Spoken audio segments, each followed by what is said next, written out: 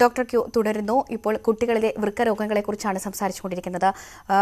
Doctor Priju ആണ് സംശയങ്ങൾക്ക് മറുപടി നൽകുന്നത്. ഡോക്ടർ, ഒരു കോളറുണ്ട്, മിനി കോട്ടയത്ത് നിന്നും. മിനി, ഡോക്ടറോട് ചോദിച്ചോളൂ. ഹലോ ഡോക്ടർ, ഞാൻ എന്റെ മകളുടെ കുഞ്ഞിന് വേണ്ടിയാണ് ചോദിക്കുന്നത്. അവനിപ്പോ 2 വയസ്സായി. അവന് പ്രഗ്നന്റ് ആയിരുന്ന സമയത്ത് അവന്റെ കിഡ്നിയിൽ എന്തോ ബ്ലോക്ക് ഉണ്ടെന്ന് അവര് പറഞ്ഞായിരുന്നു.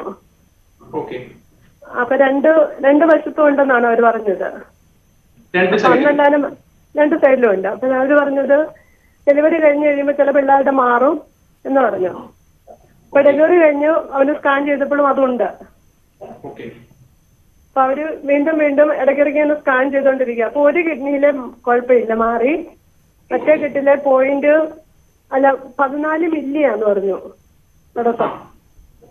അത് ഭാവിയിൽ അവന് എന്തെങ്കിലും പ്രശ്നമാകുമോ? അവര് സർജറി ചെയ്യേണ്ടി വരുമോ?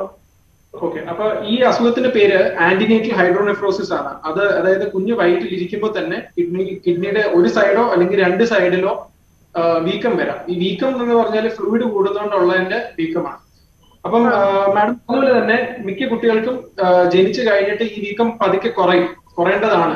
കുറഞ്ഞില്ല എങ്കിൽ അത് കുറയുന്നുണ്ടോ ഇല്ലയോ എന്ന് നോക്കാൻ വേണ്ടിയിട്ടാണ് ഡോക്ടർമാർ പറയുന്നത് ഇടയ്ക്കിടയ്ക്ക് സ്കാൻ ചെയ്ത് നോക്കാണ്. നമ്മൾ സ്കാൻ പറയുന്നത് യൂഷ്വലി 3 മന്ത്ലി ആണ് നമ്മൾ പറയുന്നത്. അതായത് 3 മാസം അല്ലെങ്കിൽ 6 മാസം ഇടവേള വെച്ചിട്ട് നമ്മൾ ടെസ്റ്റ് ചെയ്ത് നോക്കും. അത് മില്ലിമീറ്റർ വെച്ചിട്ട് കുറയുന്നുണ്ടോ ഇല്ലയോ.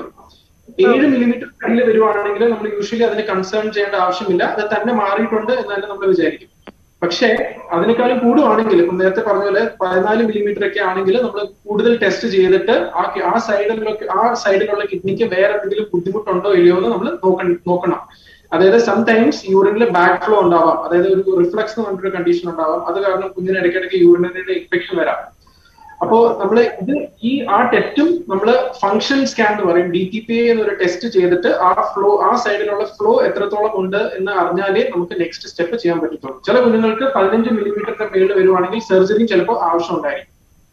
അപ്പൊ ഇത് 6 മാസം മുമ്പ് സ്കാൻ ചെയ്തപ്പോ 16 ആയിരുന്നു. ഇപ്പൊ ഈ കഴിഞ്ഞ ദിവസം ചെയ്തപ്പോ അത് 14 ആയി.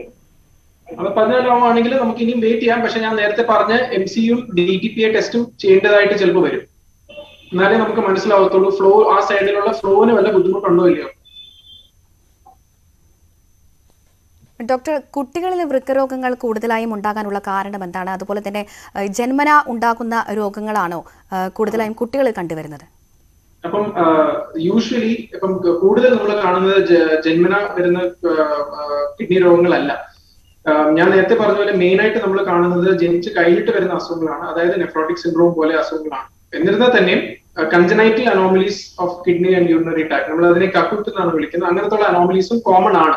പക്ഷെ നെഫ്രോട്ടിക് അക്വയർഡ് കണ്ടീഷൻസ്, അതായത് നെഫ്രോട്ടിക് സിൻഡ്രോം പോലെ അത്രയും കോമൺ അല്ല.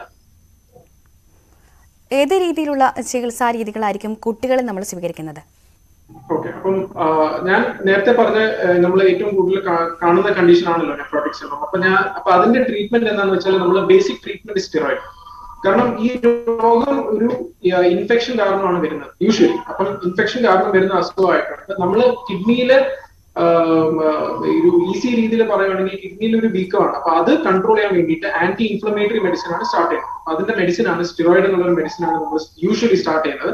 ഞാനിത് പ്ലെയിൻ നെഫ്രോട്ടിക് സിൻഡ്രോമിന്റെ കാര്യമാണ് പറയുന്നത്. അപ്പം ഇതിൽ നമ്മൾ കോർട്ടിക്കോസ്റ്റീറോയിഡ്സ്, പ്രെഡ്നിസോലോൺ എന്നുള്ള ഒരു മരുന്ന് സ്റ്റാർട്ട് ചെയ്ത് കഴിഞ്ഞാൽ ഇതിന്റെ യൂഷ്വൽ ഡ്യൂറേഷൻ ഓഫ് ട്രീറ്റ്മെന്റ് എന്ന് പറഞ്ഞാൽ എങ്ങനെ പോയാലും 6 വീക്സിന്റെ ഡെയിലി സ്റ്റിറോയിഡ് ട്രീറ്റ്മെന്റ് ഉണ്ട്.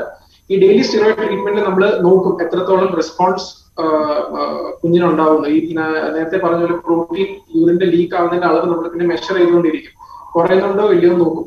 ഒരു 70 to 80% കുഞ്ഞുങ്ങൾക്ക് 2 വീക്സ് ഓഫ് സ്റ്റിറോയിഡ് ട്രീറ്റ്മെന്റിൽ തന്നെ അത്യാവശ്യം നല്ല റെസ്പോൺസ് വരും, എന്നിട്ട് നോർമലൈസ് ആവണം. 90 to 95% കുഞ്ഞുങ്ങൾ 4 to 6 weeks daily dose of steroids എടുക്കുമ്പോഴത്തേക്ക് തന്നെ, ഡെയിലി സ്റ്റിറോയിഡ് കഴിക്കുമ്പോൾ തന്നെ റെമിഷനിൽ എത്തും. റെമിഷൻ എന്ന് പറഞ്ഞാൽ യൂറിനിലെ പ്രോട്ടീൻ പോകുന്നതിന്റെ അളവ് കംപ്ലീറ്റ് ആയിട്ട് നെഗറ്റീവ് ആവും. നമ്മൾ ആ സമയത്ത് ഓർക്കേണ്ട കാര്യം എന്ന് വെച്ചാൽ ചിലപ്പോൾ പേരൻസ് വിചാരിക്കും നോർമലൈസ് ആയില്ലേ നമുക്ക് ട്രീറ്റ്മെന്റ് സ്റ്റോപ്പ് ചെയ്തുകൂടെ. പക്ഷെ നമുക്ക് ട്രീറ്റ്മെന്റ് അന്നേരം സ്റ്റോപ്പ് ചെയ്തുകൂടാ. കാരണം പെട്ടെന്ന് അങ്ങനെ നിർത്തുമ്പോഴും വീണ്ടും സിംറ്റംസ് വരാം. അതുകൊണ്ട് നമ്മൾ ഡെയിലി ഡോസ് ഓഫ് സ്റ്റിറോയിഡ്സ് നമ്മൾ ഒന്നിക്കൊന്നരാടം ഡോസിലോട്ട് മാറ്റും, ഓൾട്ടർനേറ്റ് ഡേയ്സ് ഡോസിലോട്ട് ആക്കും. അതും 6 വീക്സ് എടുത്തിട്ട് പിന്നെ നമ്മൾ പതുക്കെ ഓരോ പീരീഡ് ഓഫ് മേ ബി ഒരു 2 to 3 months സമയത്തിലായിരിക്കും നമ്മൾ ആ സ്റ്റിറോയിഡിന്റെ ഡോസ് പതുക്കെ കുറഞ്ഞു വരുന്നത്.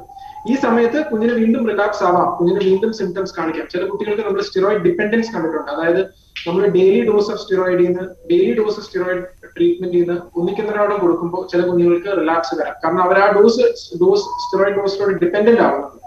അപ്പോൾ ഡിപെൻഡന്റ് സ്റ്റിറോയിഡ് ഡോക്ടർ നമുക്ക് അതിലേക്ക് തിരിച്ചു വരാം. ഇപ്പോൾ